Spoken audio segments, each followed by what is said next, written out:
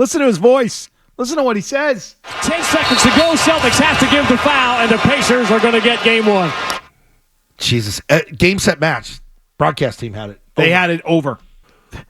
Game, set, match. You weren't here yet. Pacers are going to win. The angle that they took to try to attempt to inbound the ball, like going lateral and away from the inbounder. Like you go to the inbounder. You come off a pick, or you decrease the distance and put your hands out. That was bad. The Pacers did the unthinkable, and they turned it over. That's impossible. That's impossible. No, I mean, it wasn't He an couldn't believe what he was seeing. He could not believe what he was dumb and watching. idiotic. It felt like watching like an NCAA tournament team melt down against like a 12 scene at the end, not an NBA team. Yeah, exactly. Michigan Duke. So, as I had said in the previous series against the Cavs, there were games the Celtics won. And I think we said this specifically about Game 3. I said they would have blown this and lost this game to an inferior team last year. They're different. They're different That's this what you time meant by around. that time, huh? Right? Yeah. And I feel like last night was a sign that this team is different.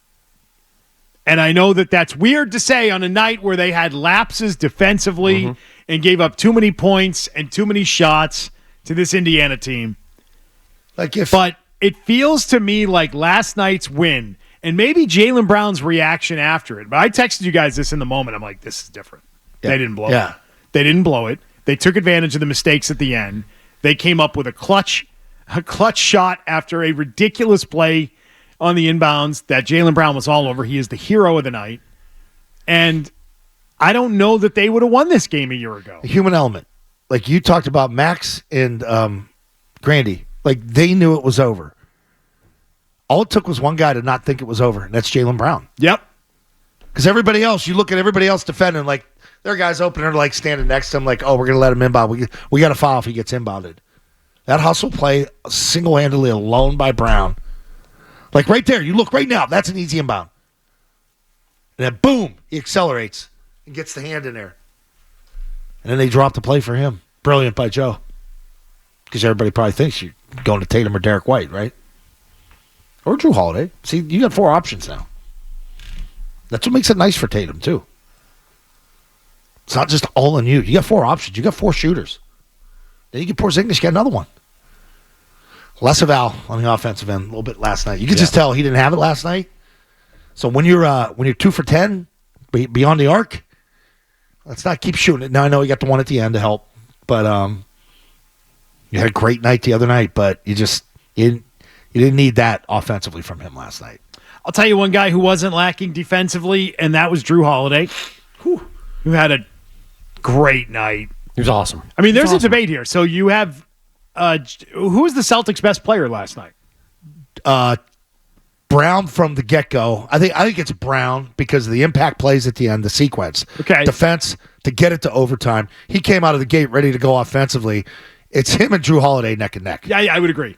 Yeah, I would totally agree. It's not close. Now, Jrue Holiday did not have the clutch, ridiculous game-winning plays at the end that Brown did, but man, was he great. And his performance, steadiest player. His performance should not be overshadowed by Brown's. That guy miss a layup, miss a shot. Like now, his opportunities are so much less than the others, but he makes the most of them. And it's not forced. It's not forced, He doesn't right? care. Like Right, it's within the game. It's not like, oh, here we go, Jrue Holiday Like I going said at the ISO beginning, and he's trying a to figure it pro. out 100%. Yeah. It's a huge difference from what Marcus Smart gave you in that role. The poise, right? I think that's what you're referring to. Always in control, the way he plays, steady, poised, winning type plays, taking that charge, just sort of these like the charge, little right. Yep. points and momentum shifts in the game that swung the pendulum back in the Celtics' sort of favor at times that, to me, was so valuable in this game. Oh, man. And that's why I do think this different group, different guys, proves they're different at this time of year. And that game last night, even with the stupid, idiotic things the Pacers did at the end, I don't know that last year's team takes advantage of those things. Yeah. And this team does. You made them pay last night. And then they made him pay in overtime. You cut their throat, and you cut their throat in overtime, which is like the emotional swings, man. The emotional swings in this game. You had this thing at the beginning. Then you had a stretch where you were up by 10 plus in the third. Mm-hmm. Then you had that awful sequence of players of just time in there, whether you like Cornette or not. I know Cornette's got to get his minutes, but Hauser killed you. Yep. And to see Joe at the end where you're facing, a loss, you're down 3, and the improbable's about to happen. Then they show Joe, and right behind him sitting there is Wick. And the look on Wick's face, like you want to throw up. Like, it's, holy crap, we're going to lose game 1 at home. Nope. How did you like the team's tone after the game? I thought Brown was excellent in his interview. He was on the court. He stands out. Mm-hmm. But just in general. They know are they got not something. thrilled with having won that game. Yeah. Like, they are Just not. got out of a dogfight with New York, and it just felt like they was just flying by us, getting easy layups. We got to be better. We got to match their intensity if we want to win this series. That's good. Because now we got kicked in the ass last night, and we were able to get it and find a way and dig down. We can't come out and be flat-footed. Like the intensity. And that's where Missoula's got to take it and look at it. He's got to limit Hauser. He's got to be careful with Al offensively because this team's athletic. This team can run. This team can shoot. They can jump. They can block. Cornette was killing him. Got killed. Cornette looked like Fred Toucher out there. Yeah, I mean, I'm sorry. He looks like Fred to begin with, but Why you gotta no put down offense, Fred like that? No offense, Freddie T. Why Fred? But Freddie T's hosting radio shows. Like he shouldn't be out there shooting buckets and running up and down court smiling. Like he's so giddy when he makes a bucket. Like It's true. Yeah. Get that on film. There is something to that. Yeah. It's like the kid who gets in at the end of the game. I don't. What the kid at the end of the bench? That's Joe. Shrink the bench. But their attitude after the game was, this isn't good enough. Yeah. They're not satisfied by winning that game. Yeah, because you stole it back from them. They had that game. You felt defeated. They probably felt defeated. They sort of did, which I kind of appreciate. Like, it's appropriate. Brown saved their ass. Yeah.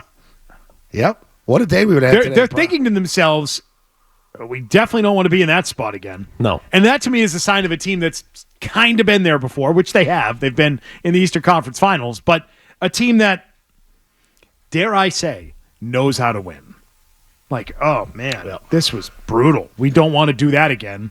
Let's not have this happen. We need to be better. That was kind of the message post-game, which I like. I like. They're not happy with how they played last night. I'm on him, too. JT finally woke up. He did. Yeah. Yep.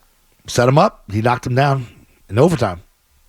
At the end of the game, it was not great.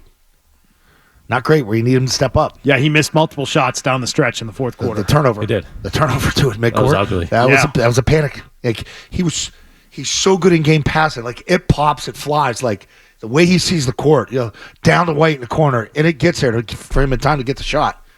And just lackadaisical over, like, midcourt.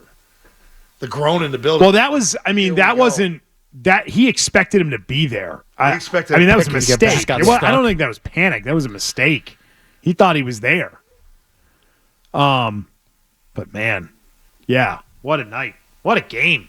For the That's a great game. If you got in there with the $99 ticket, it's worth every what penny. a win for you. Is it worth the traffic? Yeah, a game like that, the excitement at the end, the sort of the stress and anxiety of it being so tight in the fourth quarter, that was a game. That was the first time in a while we saw a game that was awesome at the end. That was fun to watch. It was dramatic. Even if they had lost, it was dramatic. It would have sucked if they lost, but you know what I'm saying? I wouldn't have been worried about them if they lost. You got your money's worth. Yeah. 100%. With that People one. walked out of that game. I know. I know the pictures of them watching What like the idiots. TVs at the bars and At stuff. what point did There those was, people... there was no time left Like, when the just game was stay. over. At what point did those people walk out the door? That's my question. 10 seconds left. There was 10 seconds left With when the 10 game seconds was over. left, they walked out? Yeah. Why wouldn't you just stay and see what happens? It's like Louth when he was on that bachelor party, like standing outside. Maybe a bar they were watching listening to the no-hitter. Grandy, and Grandy told them it was over and the Pacers had won, and they thought it was over. You think they had the headphones on in the stands? in the concourse? Yep. In the bathroom? Pacers win. It's over. Damn. You're exactly right. Right. Like, at what point did you leave your seat to get outside to look through a window? That call we played with Grandy, that was 10 seconds left. So they all left with 10 seconds left. I mean, But it takes you 20 minutes to get outside. What are you really beating by leaving with 10 seconds to go in the game? You're not beating the traffic. You're not. I mean, what is it? What is the advantage of that? Well, the bars are probably shut off. So They're watching through bar windows? All right, your call's coming up next. 617-779-0985. the three best players last night on the floor for the Celtics are the reason the Celtics won. That is true. Even with Tatum not being his best down the stretch in regulation, he came through in overtime. If you like that clip, check out more videos from Zolak and Bertrand here. For more Celtics analysis and opinion, hit this playlist. And for all the latest from the Sports Hub, download the app at 985thesportshub.com.